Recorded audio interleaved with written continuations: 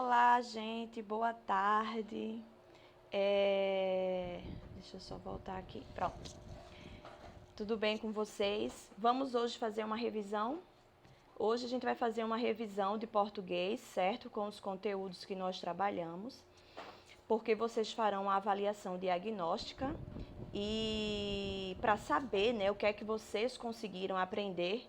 Por isso que eu estou falando em todos os vídeos de revisão que eu estou gravando, que não tem para que filar, porque é uma é uma avaliação diagnóstica, que ela quer saber o que vocês conseguiram aprender, para o que vocês não conseguiram aprender, a gente poder trabalhar mais esses assuntos com vocês.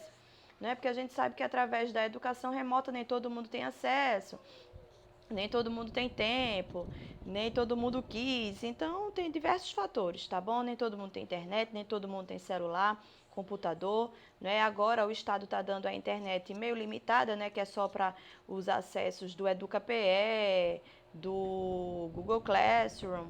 Mas aí, né? Isso chegou agora, né? A gente sabe que tem diversas coisas aí no meio disso, beleza? Mas bora lá começar. Os assuntos que nós vimos de abril até agora foram carta, né, que foi o primeiro exercício que eu pedi a vocês. Na verdade, eu falei assim resumidamente, né, e pedi para que vocês escrevessem uma carta, até porque o gênero carta não faz parte do currículo de vocês. Vocês viram isso há tempos atrás. Tem o currículo também, as conjunções, orações compostas por subordinação e coordenação, entrevista e os gêneros jornalísticos e digitais, né, que são as tiras, as charges e os memes, ok? Então, bora lá. A gente vai começar com a carta aí. Eu botei essa imagem. Através dessa imagem, é possível vocês visualizarem a estrutura da carta. Não é o que é uma carta, é um texto escrito onde eu envio mensagens, informações, né? Eu conto alguma coisa, ou seja, eu informo alguma coisa, eu posso solicitar também alguma coisa. Essa carta, ela pode ser uma carta de reclamação, né? Que a gente trabalhou ano passado, quem foi meu aluno do segundo ano.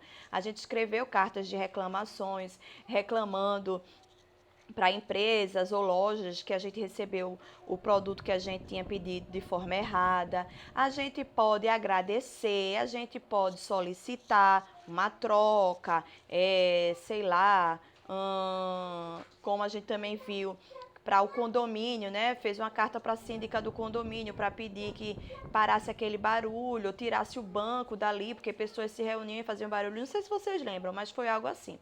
Então, a carta ela tem diversos objetivos, tá certo? E qual é a estrutura dessa carta? Vocês estão vendo aí em cima, né, no texto, que tem a cidade da pessoa, a data, né, com o mês, o dia, o mês e o ano. Depois ela começa saudando, cumprimentando a pessoa a quem ela está escrevendo essa carta. E depois ela vai desenvolvendo, né? Introduz de uma forma, nessa introdução aí, deixa eu só aumentar aqui no computador, porque no celular fica ruim para eu ler. Ela começa introduzindo, dizendo que está há poucos dias no Egito, né? Ela diz que está no Egito e tal. Aí depois você vai desenvolver, se sua carta é de solicitação, você vai solicitar e assim vai. E no final existe também, né, uma conclusão, de certa forma, onde você encerra seu assunto. Se você vai solicitar, você encerra a sua solicitação, né, explicando o motivo também, e agradece, né, e aguarda o retorno e tal. Aí ela diz, né, um abraço e assina sempre no final, tá certo? Existe uma forma de se despedir, né, várias formas de se despedir, e no final você precisa assinar, ok? Depois da carta, nós vimos também o currículo. O currículo, né, que é uma ferramenta super importante de trabalho, que é através do currículo que você vai conseguir ou não um determinado emprego. O currículo, ele é como se fosse a sua vida profissional, né? Quem é você e a sua vida profissional ali naquele papel. Tanto não só a vida profissional, como também a vida científica, né, em relação ao conhecimento que você possui. Então, o currículo ele já teve várias formas. Hoje em dia, ele é feito dessa forma que está aí, mais resumido possível, com apenas uma folha. Então, ele começa o currículo com o nome e os dados, né? Os dados pessoais, endereço. Deixa eu ver aqui só. Aumentar também, porque eu tô cega. Deixa eu aumentar aqui. Pior que tá ruim pra caramba. Bom, mas aí você bota seu nome completo, aí você bota a sua data de nascimento, não é seu endereço, seu telefone, seu e-mail. Eu até acho assim que data de nascimento nem se coloca tanto, é mais o nome, o telefone, o e-mail, né, a idade, né, o lugar onde você mora e pronto. Essas coisas assim de RG, CPF, isso se você for escolhido, selecionado, aí se pede posteriormente, tá certo? Depois disso a gente tem, né, o objetivo, que geralmente quando se entrega um currículo direcionado a uma empresa, você menciona seus objetivos naquela empresa, naquela vaga, ok? Depois você bota a sua formação. Essa formação é uma formação acadêmica, não é? Se você tem, por exemplo, ensino superior completo, que é a graduação, a faculdade, não precisa você botar que você tem ensino médio, porque subtende-se que você já tem.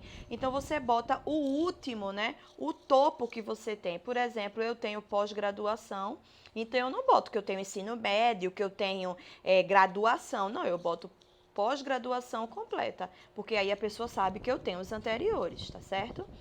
A gente coloca experiência também e prêmios e reconhecimentos, não é? Você também pode botar conhecimentos na área de informática que você tenha. E esse prêmios e reconhecimento é algum prêmio, algum certificado que você tenha, certo? Alguma, por exemplo, eu quando eu fiz curso de inglês, eu fiz uma prova a nível internacional que tipo certifica o nível de inglês que eu tenho. Então, eu coloco esse certificado, não é? Quem tem certificados, quem fez já provas e tipo, passou na Olimpíada Brasileira de Matemática, é importante colocar. Passou na Olimpíada Brasileira de Português, é importante colocar também. Tá certo? Vamos para o próximo. Agora a gente vai ver aí, a gente já viu, né? E vamos revisar agora as conjunções. Primeiro, o que são conjunções? Conjunções são palavras, né, que têm o papel de ligar nas frases. Elas têm esse papel de conjuntar, de juntar, de ligar, ok? E existem vários tipos de conjunções. A gente estudou, quando nós estudamos as orações compostas, né, por subordinação e coordenação, justamente nas orações compostas por coordenação, nós estudamos os tipos de conjunção.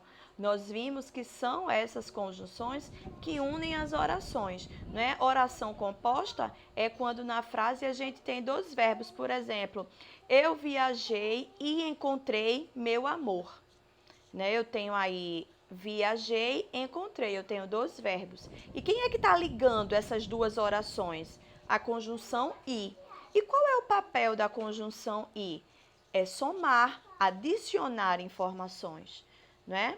Eu disse que eu viajei e encontrei. Então, duas informações. Eu uni essas duas informações com a conjunção e. Então, tá pequenininho, mas aí qualquer coisa vocês printam a tela e botam zoom para tentar ver. Mas a gente tem as conjunções aditivas, né, que justamente é essa que eu acabei de falar para vocês. Deixa eu ficar mais perto aqui para eu ler pelo computador. E, nem, não só, mas também, além de. A gente tem as conjunções alternativas, né, que expressam escolha, ou você faz isso ou faz aquilo. As adversativas, que são as conhecidas como mas, porém, contudo, todavia, né? Explicativa, porque, pois, antes de verbo, que, porquanto. Conclusiva, proporcional, temporal. Isso aqui eu sei que tem concessiva, agora esse nome aqui eu não estava entendendo. causal, né, que expressa causa, concessiva, condicional, né, que é o se, conformativa, conforme, segundo, comparativa, né, como é a mais conhecida, final, para que, a fim de que, consecutiva, não sei se eu já falei, que, de sorte que, conclusiva, eu sei que eu já falei, mas deixa eu ler para vocês. Conclusiva, a gente pode ter logo, portanto, não é? Então, vejam só, essas conjunções não servem só para a gente identificar o tipo de oração coordenada, não é? Também serve para a gente escrever nos nossos textos. Quando vocês forem fazer o Enem, essas conjunções ajudam demais. Né? Como é que eu vou encerrar meu texto? Se você está concluindo, você pode usar logo, portanto, então, tá certo? Isso ajuda muito, beleza? Vamos para a próxima. Aí vejam só, esse assunto, essas conjunções, vocês podem dar uma olhada aqui e vocês podem revisar através dos vídeos, né? Eu vou botar na parte da atividade os vídeos que a gente trabalhou, orações coordenadas e os períodos compostos por subordinação e subordinação, tá? Para vocês relembrarem. E tem o PDF que eu mandei com as conjunções também que vocês podem reler, beleza? Depois a gente foi para as entrevistas. Deixa eu só ajeitar aqui para passar. Depois a gente foi para as entrevistas, né? A entrevista, ela faz parte do gênero oral, porque ela é feita através da fala, mas ela também se materializa através da escrita, não é? Vocês mesmos, na atividade que eu pedi sobre a entrevista, né, sobre casos de violência contra a mulher, vocês me mandaram muitas reportagens, porque nas reportagens contém trechos de entrevistas, não é isso? E trechos o quê? Escritos, não é que foi perguntado através da oralidade, mas que depois foi escrito. E o que é preciso entender?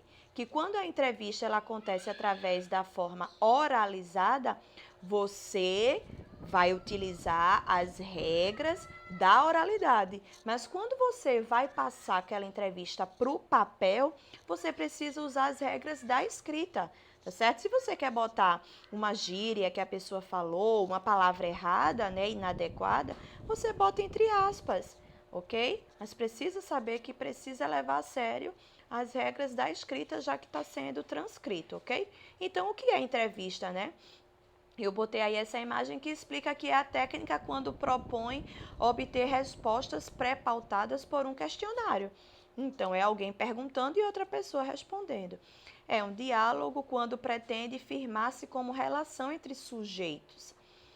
A maioria das notícias, que foi o que eu falei, publicada no jornal, tem entrevistas como matéria-prima.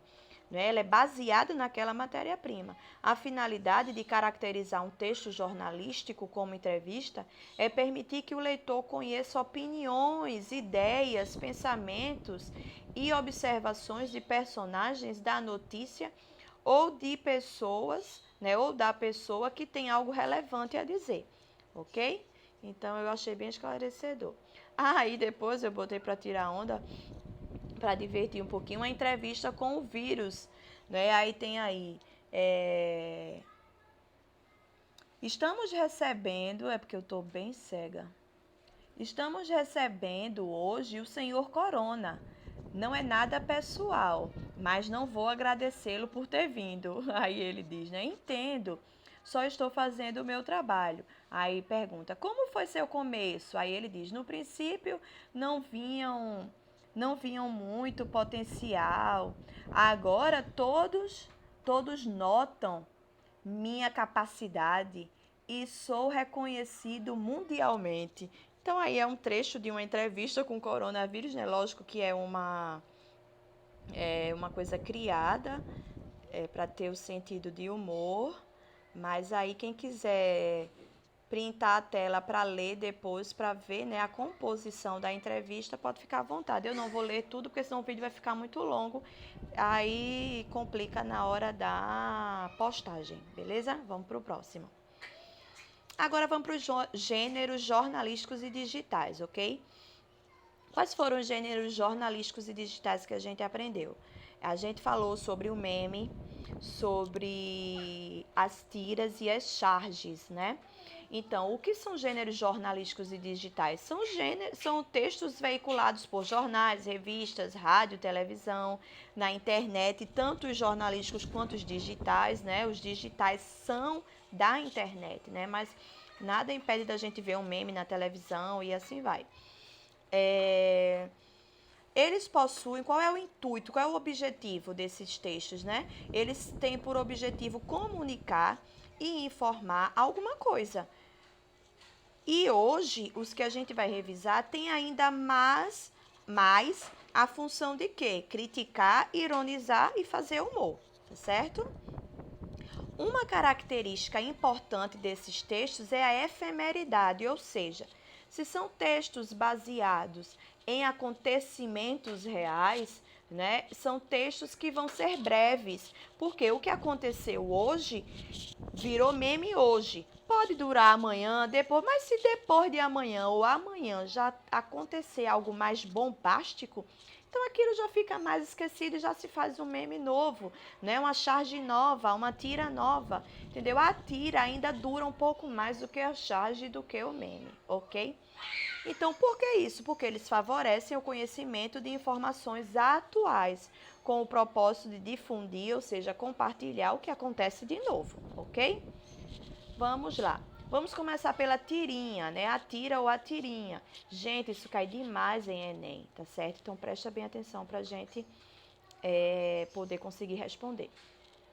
A tira é uma sequência de quadrinhos que geralmente faz uma crítica aos valores sociais. Ela é publicada com regularidade e elas podem conter linguagem mista, né? Que é a verbal e a não verbal. Aí eu botei aí 2 exemplos, são as mesmas que eu botei no PDF, certo? E essas tiras aí, vocês, se quiserem dar zoom também para ler. A primeira diz assim: no Brasil, poxa, tô muito cega, deixa eu aumentar para poder ler. No Brasil, priorizamos o ensino à distância. Aí tem lá ele vem na prova ABC. Especialmente a distância entre os ricos e os pobres. Aí no outro quadrinho, vocês veem que está sendo medido a distância entre a escola privada e a escola pública. Bem assim, né? No quadrinho de baixo, que é de Haroldo, se eu não me engano, a gente vê Haroldo dizendo: não é só ciências, história, português, matemática. Tem os amigos, as brincadeiras, os professores. A gente aprende muito mais na escola. Né? Eles abordando aí a questão do ensino à distância. Né? O primeiro, ele fez uma certa ironia, né? E no segundo é mais uma crítica mesmo. Sorry. Agora vamos para a charge. Vamos lá para a charge. O que é a charge, né? A charge é um desenho humorístico. Nem sempre nas charges vai ter parte verbal, não, tá? Na maioria das vezes é não verbal. Ele pode vir com ou sem texto, né? Ele vai ser veiculado geralmente pela imprensa e pela imprensa escrita, tá? Mais nos jornais e revistas, mas também tem em jornais televisivos. Ele vai criticar um fato de conhecimento público. A charge, em geral, ela vai exagerar na característica do que ela quer criticar ou fazer humor, tá certo? E como os desenhos das charges são desenhos caricaturados, né, então ele vai ter essa característica desse exagero aí. O gênero textual charge compõe-se de 2 tipos de linguagem, a verbal e a não verbal, mas pode ser só não verbal também, ok? A charge ela está entre os gêneros opinativos da esfera jornalística, então ela tem essa função de opinar. Ela é eminentemente interpretativa e crítica. Ela tem o objetivo de fazer uma crítica, essa crítica pode ser social ou política, de fatos do cotidiano. E ela costuma apresentar temas e ideias sobre uma pessoa, sobre uma situação. Ela também tem vida efêmera, né? Porque se fala sobre fatos do cotidiano, vai sempre estar mudando. E a interpretação dela está vinculada à situação e ao contexto histórico-social, ok?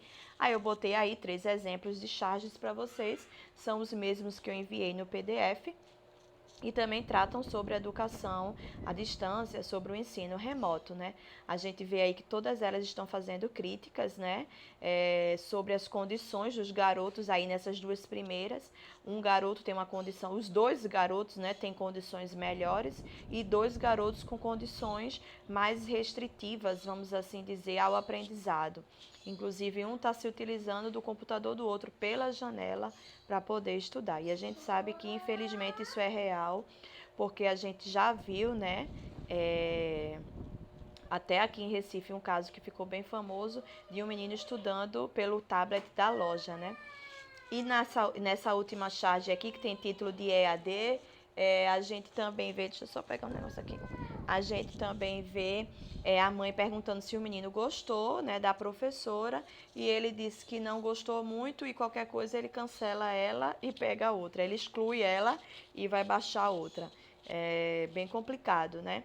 E assim, a gente sabe, mandando minha filha calar a boca para não me atrapalhar, a gente sabe que pela internet tem essas coisas, né? É possível você cancelar, sei lá, assim, não dá a mínima, né, para as pessoas. E agora vamos para os memes. O meme é o gênero textual multissemiótico. Por que ele é multissemiótico? Porque ele possui vários elementos, né, como a imagem, o ícone, os desenhos, e ele é marcado pelo humor e também pela crítica. Ele é considerado uma expressão cultural de ideia, comportamento e estilo, que é propagado de uma pessoa ou grupo para outras pessoas ou grupos. O meme é uma coisa muito interessante, né? Faz a gente rir bastante, mas é uma coisa muito interessante, é um conjunto, né? Ele tem uma característica do texto verbal, que é aquele tamanho da fonte, né? E aquela cor vibrante para destacar no meio da imagem. E a linguagem deles é essencialmente informal, certo? Apesar de fazer parte dos gêneros digitais, né? Justamente por fazer parte do gênero digital, é que ele tem essa característica de linguagem informal.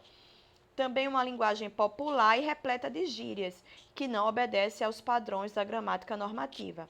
As temáticas nos memes pertencem ao domínio da vida cotidiana, assim como os cartoons e charges, e por isso que ele também é efêmero, ok?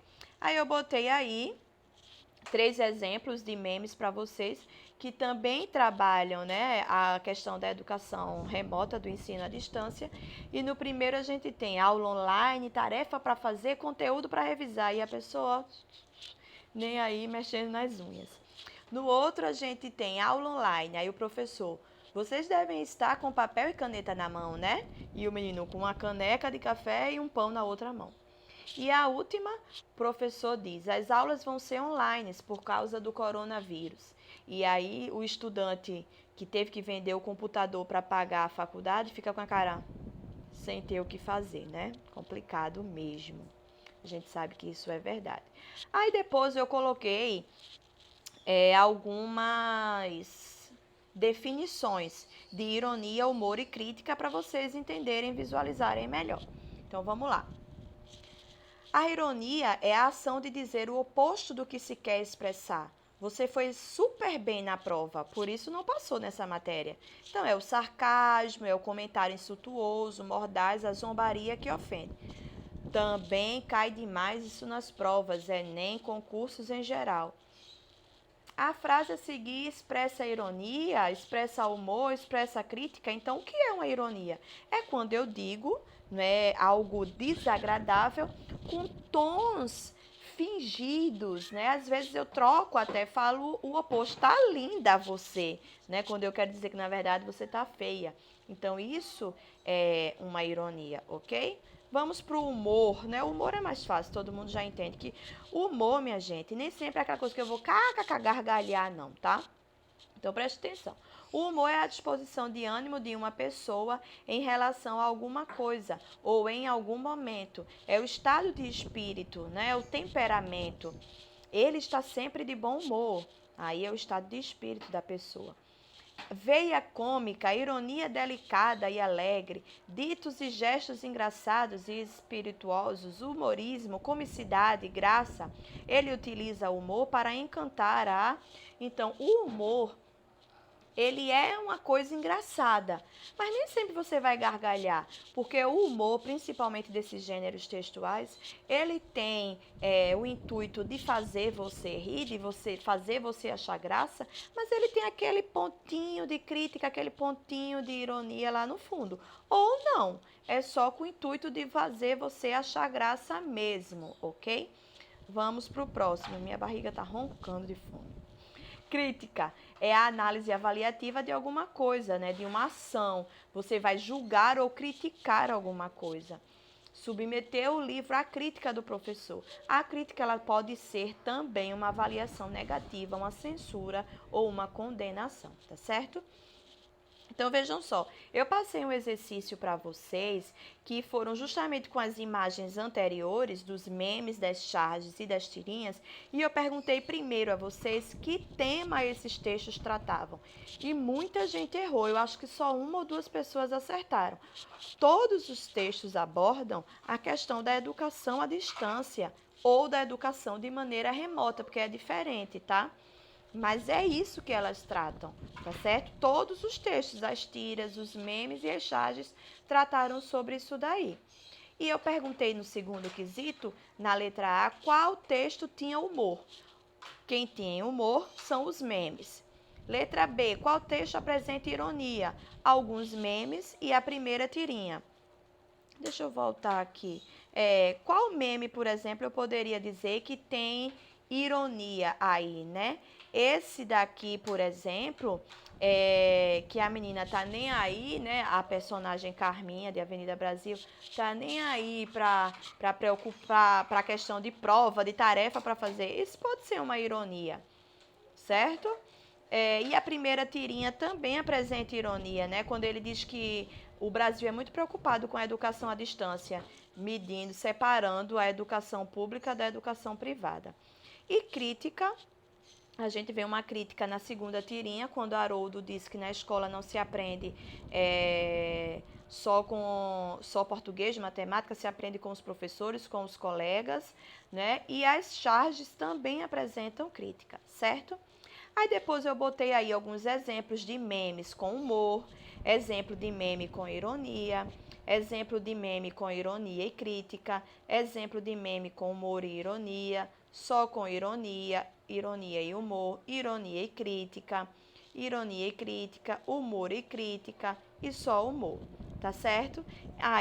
Agora eu me despeço de vocês. Vou colocar os vídeos de período composto também para vocês estudarem se vocês quiserem revisar para essa prova, certo? E me despeço com essa frase aí, sendo cômica com vocês, boa e irônica também. Boa prova, não é nem ironia, é crítica.